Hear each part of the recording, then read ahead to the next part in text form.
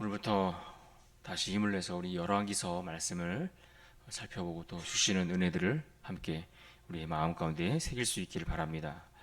우리 열왕기서는 당연히 역사서고요. 앞에서 살펴보았던 이 사무엘서가 이미 기록된 것을 전제하고 기록된 책이 바로 열왕기서입니다.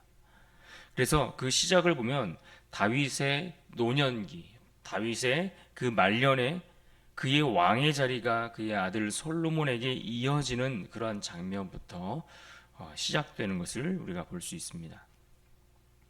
기록된 시기도 사무엘서가 이스라엘이 남과 북으로 갈라지던 시기에 사무엘서가 기록되었다고 한다면, 이 열왕기서는 이스라엘의 남북 왕조가 멸망한 직후에 이스라엘의 남북 왕조가 멸망한 직후에 기록된 책입니다. 그래서 이 통일 왕국 시대를 거쳐서 분열 왕국, 그리고 분열 왕국으로 나라가 나뉘어지고, 그렇게 남과 북으로 남유다와 북이스라엘로 갈라지고, 그리고 이 두 나라가 또 모두 이방 나라의 침략으로 멸망하기까지의 내용들을 다루고 있는 책이 열왕기서입니다. 우리가 오늘 볼 이 열왕기 상을 놓고만 본다면 그 구조를 크게 두 부분으로 나누어서 생각해 볼 수 있습니다. 전반부는 1장부터 11장까지의 내용입니다. 여기에는 다윗의 뒤를 이은 솔로몬 시대의 그들이 누렸던 통일 왕국의 그 황금기, 아주 찬란하고 위대했던 그 영광스러운 시기에 대해서 다루고 있고, 동시에 이 솔로몬의 말기에 또한 이스라엘이 어떻게 우상숭배로 인해서 타락하여 가게 되는지 그 과정을 또한 함께 다루고 있는 부분이 이 전반부 1장부터 11장까지의 내용입니다. 이어지는 후반부는 12장부터 마지막 22장까지인데, 여기에는 솔로몬의 아들 르호보암이 이스라엘의 왕이 되면서 그가 아주 강한 정책으로 백성들을 또 신하들을 그렇게 이끌어가면서 그로 인한 많은 갈등들이 발생하기 시작합니다.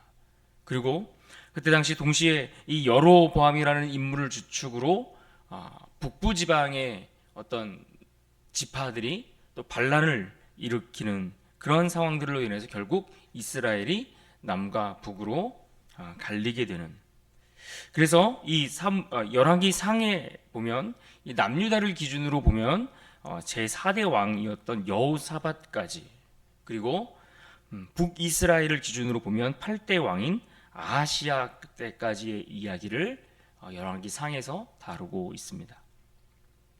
물론 이것은 일반적인 역사를 다루는 것이 아니라 하나님께서 행하신 구속사, 하나님의 구원의 역사를 기록한 것인데, 우리가 이 기록의 내용을 보면서, 특별히 이 열왕기서의 말씀들을 보면서 이스라엘 백성들이나 또 우리나 동일하게 한 가지 질문을 던지는 부분들이 있습니다.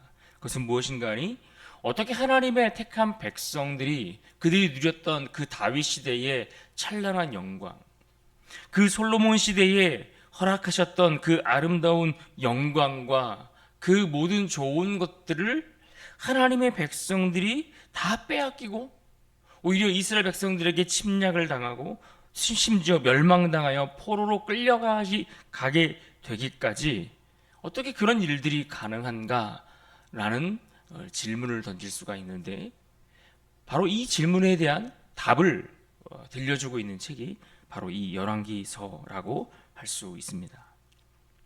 우리가 이 정도의 간단한 이해를 가지고서 오늘 본문 열왕기상 1장의 말씀을 들어가 보겠습니다. 1절은 오늘 이렇게 시작합니다. 다윗 왕이 나이가 많아 늙으니 이불을 덮어도 따뜻하지 아니한지라. 열왕기상의 말씀의 시작은 이 사무엘 하에서 다루었던 다윗 왕, 이 다윗 왕의 역사를 이어서 기록해 주는 것으로 시작합니다. 본문의 다윗은 굉장히 나이가 많은 연로한 노인이 된 그러한 모습으로 등장하는 것을 볼 수 있습니다. 이 사무엘서의 중심이었던 다윗 왕이 이제는 어떻게 되는 겁니까? 역사의 뒤안길로 사라지고 있음을 우리에게 보여줍니다. 그는 역사의 뒤안길로 사라지고 새 역사의 중심이 될 그의 아들 바로 이 솔로몬이 왕위를 계승하는 장면으로 그렇게 사무엘서에서 열왕기서로 이어지고 있습니다. 다윗이 30세의 왕이 되어서 유다의 왕으로서 7년 6개월을 헤브론에서 다스렸다고 했습니다. 그런가 하면 통일 왕국이 되고 나서 이스라엘 전체의 왕으로서는 그가 예루살렘에서 33년을 통치했습니다. 그러니까 그의 나이가 지금 대략 이런 것들을 따져서 계산해 보면 마지막 때쯤 되었을 때는 그의 나이가 한 70 정도 되었을 것입니다. 그런데 지금 그 다윗의 모습은 어떻습니까? 이불을 덮어도 따뜻하지 않을 정도로 몸이 굉장히 많이 노쇠했다라고 말씀해 주고 있습니다. 이 말의 의미는 1차적으로 그의 몸이 말 그대로 따뜻하지 않을 정도로 노쇠했다라는 의미를 가지고 있음과 동시에 그는 늙어서 더 이상 성욕이 느껴지지 않을 정도의 상태에 이르게 되었다. 그런데 그 상태가 계속해서 지속되고 있다라는 것을 미완료형 시제를 통해서 그와 같이 표현해 주고 있는 것입니다. 그래서 그는 더 이상 나라를 다스릴 만큼의 어떤 힘이 그에게는 남아있지 않았다. 그만큼 쇠약했다. 그리고 이것이 신하들이 볼 때에 굉장히 큰 근심거리가 되었다라는 것이죠. 왜 그렇습니까? 왕을 중심으로 국정을 운영하는 그런 왕정 시대에 이 왕의 건강은 곧 나라의 안위와 직결되기 때문에 그렇습니다. 그러나 이것은 오늘 다윗만의 문제를 우리 이야기하고 있는 것이 아니라 오늘 이 땅을 살아가는 우리 모두의 결국이 이와 같이 될 것을 말해주는 것 아니겠습니까? 아무리 화려하고 아무리 힘이 세고 아무리 강성함을 자랑하던 사람이라 할지라도 이처럼 세월이 지나고 시간이 흐르면 모두가 쇠약해지고 그의 힘과 젊음을 하나님 앞에서 그 누구도 자랑할 수 없을 때가 찾아온다라는 사실을 우리에게 교훈해 주는 말씀입니다. 그래서 이 다윗의 신하들은 어떻게 하고 있습니까? 남자를 알지 못하는 아리따운 젊은 여성을 다윗의 침실에 들여 보내서 그녀의 도움을 얻어서라도 다윗의 기력을 어떻게든 회복시켜 보려고 애를 쓰고 있었다라는 것입니다. 그렇게 해서라도 다윗의 이 기력을 다시 회복시키려고 애를 썼지만 그러나 그 어떤 인간의 힘으로도 어찌할 수 없는 그런 순간이 반드시 찾아오더라는 것입니다. 그렇습니다. 우리 모두에게도 이와 같이 유한한 때에 그 마지막을 맞이하는 순간이 오게 될 것입니다. 아무리 힘이 있고 아무리 능력이 있고 아무리 찬란한 시대를 살아갔던 인간이라 할지라도 그는 반드시 그 유한함의 마지막 때를 맞이하는 순간이 오게 될 것입니다. 우리가 이것을 기억하고 유한한 이 땅에 소망을 두지 아니하고 영원한 하나님 나라에 소망을 두며 살아가는 자들이 되어야 할 것입니다. 그렇다면 다윗은 그의 이와 같이 그의 그 찬란하고 위대했던 그 시절들이 다 지나가고 그 인생의 마지막을 맞이하는 그 시점에 그는 그 인생의 마지막을 어떻게 마무리하게 될까요? 하나님께서는 일찍이 이 다윗에게 그의 후계자와 관련해서 하셨던 말씀이 있었습니다. 하나님이 다윗과 언약을 맺으실 때에 사무엘하 7장 12절로 14절까지 이어지는 말씀 중에 내 수완이 차서 내 조상들과 함께 누울 때에 내가 내 몸에서 내 씨를 내 뒤에 세워 그의 나라를 견고하게 하리라 하셨던 하나님의 약속의 말씀이 있었습니다. 그런데 이 말씀에 보면 직접적인 표현이 나오지는 않지만 이 말씀 속에서 다윗의 뒤를 그의 뒤를 이어서 왕위에 오를 그래서 그 나라를 하나님께서 든든하게 하시겠다고 하셨던 그 뒤를 이을 자는 바로 솔로몬을 가리키는 말씀이었습니다. 이것을 뒷받침해 주는 말씀 중에 대표적인 구절이 오늘 말씀 중에 30절을 우리가 생각해 볼 수 있습니다. 30절을 보십시오. 내가 이전에 이스라엘의 하나님 여호와를 가리켜 내게 맹세하여 이르기를 내 아들 솔로몬이 반드시 나를 이어 왕이 되고 나를 대신하여 내 왕위에 앉으리라 하였으니 내가 오늘 그대로 행하리라. 하지만 아직 이 같은 사실이 공적으로 선포되지 않았고, 또 당시 솔로몬의 나이가 한 20세 정도밖에 되지 않았기 때문에 이 같은 작업이 제대로 이루어지지 않았던 상황이었습니다. 그렇다 보니 이 다윗이 노쇠하여 힘을 잃어가기 시작하니 어떨까요? 당연히 그 자리를 차지하기 위한 자녀들의 갈등이 생길 수밖에 없는 것입니다. 첫째였던 암논은 이미 그의 누이 다말을 범했던 일로 압살롬에게 죽임을 당했습니다. 그리고 압살롬은 반역을 일으켰다가 요압 장군에 의해서 또한 죽었습니다.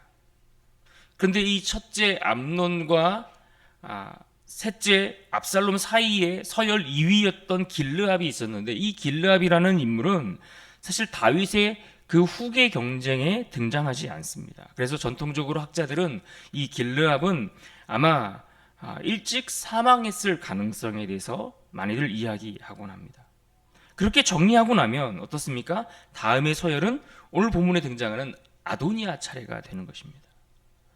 그런데 문제는 이 아도니아가 다른 반역자들과 마찬가지로 다윗의 뒤를 이을 그 왕의 자리를 어떻게 했습니까? 스스로 왕의 자리를 차지하기 위해 자기 스스로를 높이고 있었다라는 것입니다. 스스로 왕의 자리를 차지하기 위해 자기 힘을 모으고 인간의 모략으로 왕이 되고자 했던 것을 우리는 볼 수 있습니다. 5절을 보십시오.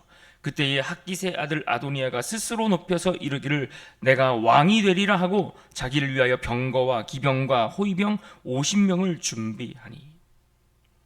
지금 다윗의 의도와 무관하게 또 하나님의 뜻과 상관없이 스스로 높여서 이르기를 내가 왕이 되리라, 스스로 왕이 되겠다고 그는 지금 힘센 장수 요압을 끌어다가 자기 편으로 삼고, 또 제사장 아비아들을 데려다가 자기 세력으로 모아서 스스로 즉위식까지 하며 모든 것들을 다 거행해 갔지만 어떻게 되었습니까? 결국엔 실패로 끝이 나고 말았습니다. 사랑하는 여러분, 우리가 이 땅을 살면서 스스로 높아지려는 자는 이와 같이 반드시 망하게 되는 겁니다. 하나님 앞에서 스스로를 높여서 교만하여 자기의 힘을 자랑하고 그것을 과시하려고 하는 인생, 그는 반드시 망하게 되어 있습니다. 인간은 하나님이 높여주셔야 높임을 받는 존재이지, 우리가 교만하여 스스로 높일 수 있는 존재가 못 되는 것을 알아야 합니다. 하나님이 높여주셔야 높임을 받는 것이지, 스스로 높인다고 높아질 수 있는 존재가 아닌 것을 우리는 기억해야 합니다. 이 아도니아의 모반은 하나님의 뜻을 알고 기억하여 따르려 했던, 대표적으로 나단과 사독, 분하야, 그리고 밧세바와 같은 그런 이들의 노력을 통해 그것이 실패로 돌아갔고, 결국 하나님의 뜻을 따라 솔로몬이 다윗의 뒤를 이어 왕의 자리에 오르게 되었습니다. 그런데 지금 다윗은 그의 아들 이 아도니아가 반역을 일으키고 있었지만 사실 그 사실조차도 전혀 알지 못했을 정도로 그는 힘이 다 빠졌고 연약해진 상태였습니다. 쇠약해졌고 모든 힘이 그렇게 다 소진했을 정도였습니다. 그런데 오늘 말씀에 보면 이 다윗은 그 연약한 인생의 마지막 순간에 어떻습니까? 하나님께서 그에게 하셨던 그 약속의 말씀을 붙드는 다윗의 모습을 우리는 또한 볼 수가 있습니다. 16절로 18절에 보시면 이 솔로몬의 어머니였던 밧세바가 이 다윗에게 들어와서 하나님께서 다윗을 통해 솔로몬을 왕에 오르게 하시겠다고 하셨던 그 약속의 말씀들을 생각나도록 언급하고 있는 장면을 볼 수 있습니다. 그리고 그 뒤를 이어서 또한 나단 선지자가 들어와서 그와 같이 동일한 약속의 말씀들을 언급했을 때에 다윗이 어떻게 합니까? 그 말씀을 다시 기억해서 그 약속의 말씀을 붙듭니다. 그래서 29절과 30절을 보십시오. 왕이 이르되 내 생명을 모든 환난에서 구원하신 여호와께서 살아계심을 두고 맹세하노라. 내가 이전에 이스라엘의 하나님 여호와를 가리켜 내게 맹세하여 이르기를 내 아들 솔로몬이 반드시 나를 이어 왕이 되고 나를 대신하여 내 왕위에 앉으리라 하였으니 내가 오늘 그대로 행하리라. 지금 다윗은 힘을 잃었고 노쇠하였고 이불을 덮어도 몸이 따뜻하지 않을 정도로 그렇게 나약해진 인생의 마지막 순간에 서 있지만 그는 이처럼 하나님이 하신 말씀들을 놓지는 않았습니다. 마지막까지 하나님이 하셨던 그 말씀을 붙들고 있는 겁니다.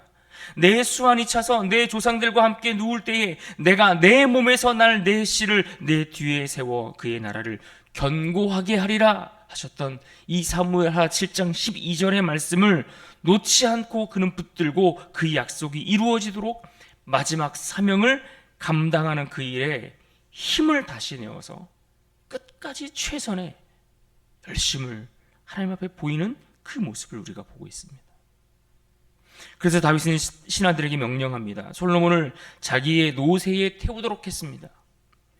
이스라엘의 왕들은 이 말보다는 이 노새나 나귀를 타는 경우들이 있는데 이 겸손하면서도 어떤 왕권을 나타내는 상징적인 동물로 여겼기 때문에 그렇습니다. 그런데 그런 의미로 자기의 왕권을 상징하는 이 노새에 자기 아들 솔로몬을 태우고 그에게 기름을 부어 왕으로 삼아 나팔을 불어 모든 백성들이 이스라엘의 왕으로 다윗을 대신하여 솔로몬이 그 자리에 앉게 되었음을 알게 함으로 결국 하나님께서 그의 왕위를 영원하게 하시겠다 하셨던 그 말씀이 이루어지도록 그는 최선의 사명을 감당하고 있는 것을 볼 수가 있습니다. 그렇습니다. 우리의 마지막도 이처럼 하나님이 주신 그 사명을 감당하는 그러한 일이 우리의 인생의 마지막 일이 되어야 할 줄로 믿습니다. 그럼에도 불구하고 마지막 순간까지 우리가 연약하여 힘을 잃고 노쇠하여 우리의 아름다운 젊은 시간들이 다 사라지는 그 순간이 언젠간 찾아오겠지만 그러나 그 힘을 잃고 연약할지라도 마지막까지 주님 앞에 가는 그날까지 우리는 주신 말씀들을 붙들고 우리에게 허락하신 각자의 그 사명을 감당하기 위해 힘을 내어 순종할 수 있는 그런 아름다운 인생이 될 수 있기를 바랍니다. 다윗은 분명 오늘 말씀처럼 마지막에 힘을 잃었고 노쇠했고 연약했지만 그는 하나님이 주신 말씀을 마지막까지 붙들고 그 말씀이 이루어지기를 기대하며 사명을 감당하는 일에 최선을 다했습니다. 사랑하는 여러분, 우리의 마지막도 오늘 주어진 이 하루도 그렇게 주님 주신 그 말씀 붙들고 그 안에 거하며 그것이 전부인 인생으로 살아가는 그런 한 날이 될 수 있기를 간절히 바랍니다. 육신은 쇠하여지지만 영원히 살아계신 하나님의 약속만큼은 변하지 않는다는 이 한 가지 사실을 우리가 잊지 않고 확신하며 그렇게 이 하루를 살아갈 수 있는 우리 모두가 될 수 있기를 주님의 이름으로 축복합니다. 그런 의미에서 오늘 본문 30절 말씀을 우리가 읽고 이 말씀 붙들고 살아가는 한 날이 될 수 있기를 바랍니다. 30절 우리 다 같이 함께 읽고 말씀 마치겠습니다. 시작. 내가 이전에 이스라엘의 하나님 여호와를 가리켜 내게 맹세하여 이르기를 내 아들 솔로몬이 반드시 나를 이어 왕이 되고 나를 대신하여 내 왕위에 앉으리라 하였으니 내가 오늘 그대로 행하리라. 아멘.